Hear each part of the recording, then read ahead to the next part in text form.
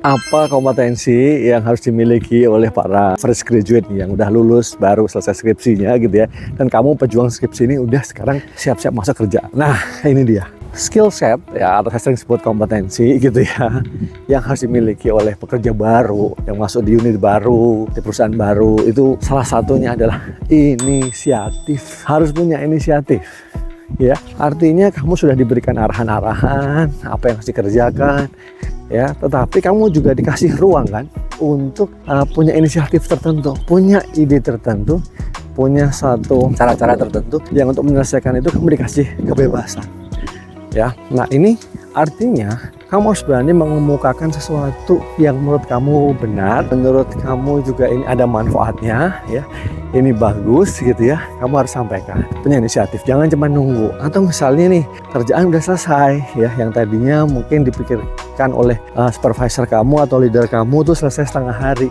tapi kamu selesai hanya dalam waktu 1-2 jam. Nah, ini ada inisiatif melaporkan ya pekerjaan kamu yang tadinya bapak atau ibu arahkan, yang ditargetkan selesai jam 12 tapi jam 9 udah selesai ya, misalnya jam 10 lah udah selesai ya, kalau kerja mulai jam 9, jam 8 tergantung kantor kamu nih gimana ya. Nah, itu kamu sampaikan, punya inisiatif untuk melaporkan. Nah, menyampaikan dari situ ya, kamu jangan berpikir waduh prof, nanti kalau saya laporkan saya dapat kerjaan tambahan gitu ya. Kalaupun dapat kerjaan tambahan, pasti leader kamu udah memikirkan loadnya gimana gitu ya. Jangan-jangan kamu malah dikasih reward gitu ya, dikasih insentif, dikasih sesuatu hal dalam kutip hadiah gitu, apresiasi. Paling nggak kamu dikasih tahu gini, wah luar biasa ya, kamu tadinya saya pikir kamu menyelesaikan dalam waktu 3-4 jam, ternyata 2 jam udah bisa kelar gitu. Kamu bagus banget gitu. Saya suka sama cara kerja kamu gitu. Nah, ada inisiatif ini, dan ini pasti akan memberikan hal yang positif buat kamu.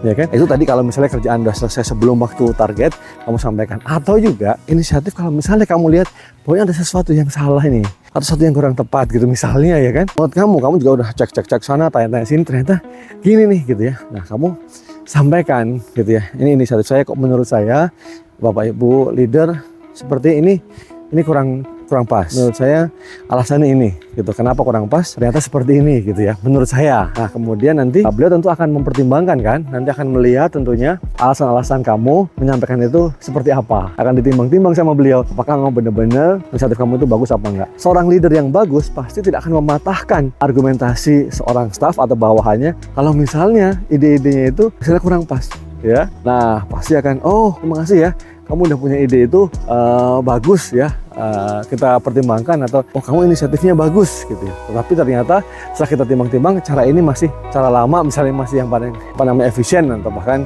lebih efektif gitu ya. Nah, atau nanti cara-cara kamu coba kamu susun lebih bagus lagi biar bisa ke depan, coba kamu pakai cara kamu itu untuk mencapai target gitu.